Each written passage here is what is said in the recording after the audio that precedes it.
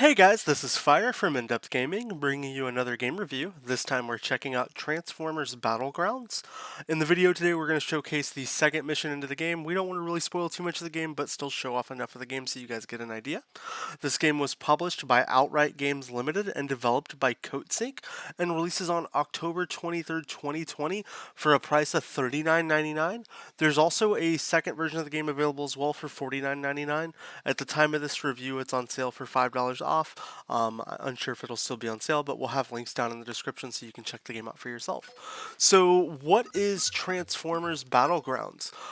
Transformers Battlegrounds is a turn-based tactile combat-driven game. If you want a game that's going to be fairly similar to it, if you've ever played any of the XCOM games, or maybe any of the Command and Conquer, maybe not really Command and Conquer, but like XCOM as far as that game, this game will give you a good little vibe of how that plays. If the game doesn't seem like it has a lot of sound going on right now in the review, it actually does. We just kind of have it turned down right now because we don't want to risk getting a music copyright strike. Because it's always a chance when you have popular audio. But the soundtrack for this game and background sound is actually really good and really engaging. There's a nice story. So basically the main concepts of this game, you start off as a human who watches Bumblebee kind of get into a fight with the Decepticons, and then you're kind of recruited to be a pseudo, I don't know, like you're kind of Optimus Prime, but not Optimus Prime, if that makes any sense at all. You get to command Bumblebee and other Autobots as you try to defeat the Decepticons and various bosses throughout the game. The controls are actually really nice and fluid. One thing that I really enjoy in this game is if you've played a lot of like XCOM or games like that, you almost have like this static camera, but this game lets you have a freeform rotate, zoom in, zoom out, and I really like that. Instead of it just being like, here's a 45-degree angle, here's another angle, here's another angle, you can really get the viewpoint that you need in the game. As well as the art style is actually done really well. I only really have one gripe in the game from the art style, and that's that it feels a little clunky to me. In the sense of when you're in the cutscenes, I just notice a little, I don't know how to say it, pseudo offness, if that makes any sense, with how the graphics are in the game. You know, and that could be, you know, maybe just me being nitpicky. If you are wondering, this is a Transformers game, true and true. All the characters, full rights and everything show up in the game. But this is not a Transformer game in the sense of the Michael Bay movies. This is a Transformer game in the sense of the animated series. So that's where the game may seem a little different to you than, you know, other Transformer games that are more action-packed, like first-person shooter style that you might have seen in recent years. But that nonetheless doesn't take away from this being actually a really fun game. The pace of the game is a little slow. We're closing in on the signal. I want to show you right here when we're pseudo in those Reckon you could cutscenes. scout ahead? The art style of like the Decepticons and the Autobots just seems a little off to me. I'm not super into the animated series, so maybe that's just me, but I do want to point that out. It brings me out of the game just a little bit, but it's still a really fun and good game nonetheless. In this mission, we're actually going after and fighting Grimlock, so it's kind of your pseudo first boss that you'll kind of encounter in the game. So we'll be getting in there to fight the Decepticons that way, and save Grimlock. So let's continue throughout the game. As far as the achievements in the game, I know a lot of people tune into our reviews to find out about the achievements. This game isn't a quick achievement game by any means. It's more if you're a Transformer fan, pick up the game.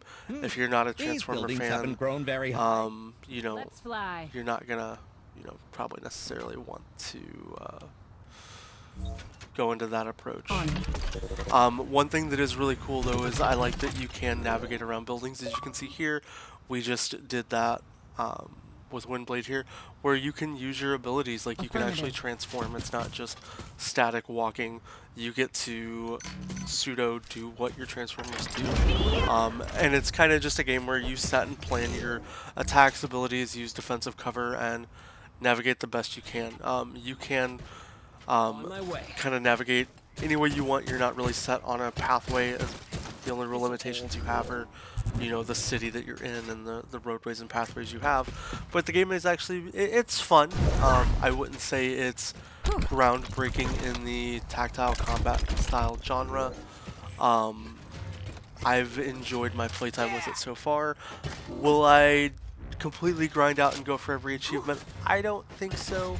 It's kind of one of those, like, I think there's a lot better games out there in my regards, but I'm also not a diehard Transformer fan, so I'm sorry if I'm insulting you saying that. Outside of that, this game though, it's fun. It's fun for what it is. If you want a really good tactile turn-based combat game, I think there's some better ones out there for the price. I do think the price coming in at $39.99 is a little steep for the game. I would like to have maybe seen it, you know, maybe be more around the $25–$30 price point, but then again, when you get into these like pseudo series-esque kind of games, it's hard to get them in at a cheaper price point. So as far as a review or anything for the game, I'm probably gonna give this game I'll give it a 7 out of 10. It's fun. It lives up to the genre. It delivers what it wants to deliver on. I just would like a little more meat on the bone, so to speak, versus really what's here. It does kind of play a little slow. If you're looking for a good game for a younger kid, a good holiday gift coming around the season, you know, this is a good game to pick up. If you're looking for that gigantic, massive go-to game right now, I'd probably hang tight. Nonetheless, still a fun game. I just think there's a couple other options out there that might be a little more enjoyable, so to speak. But yeah, aside from that, guys, we'll let you see a little more of the gameplay as we get up here to rescuing Grimlock and defeating some more of these Decepticons. If you have any questions about the game, let us know down below in the comments. If you haven't already subscribed to the channel, it allows us to bring more great content and games like this. And I hope you guys have a great day. We'll see you guys next time. Enjoy the rest of the gameplay.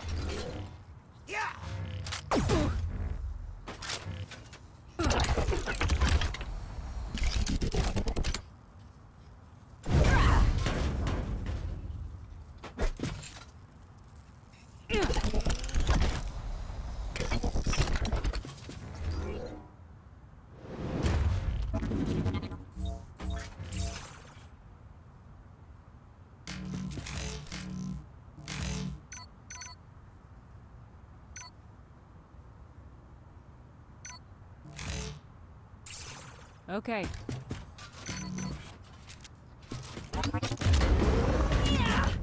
He's down. Yeah.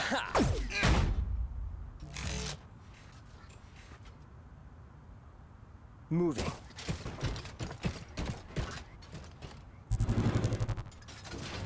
Yeah.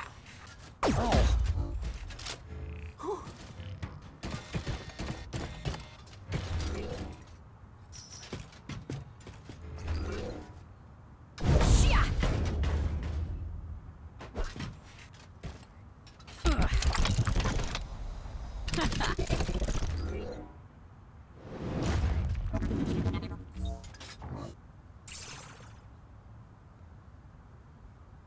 Sure. That was a breeze.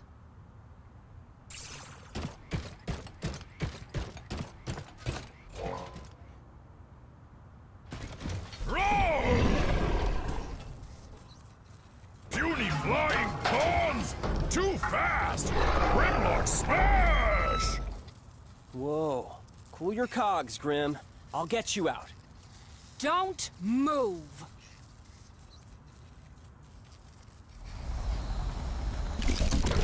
I see Optimus sent his finest. An insect, a dinosaur, and Windblade.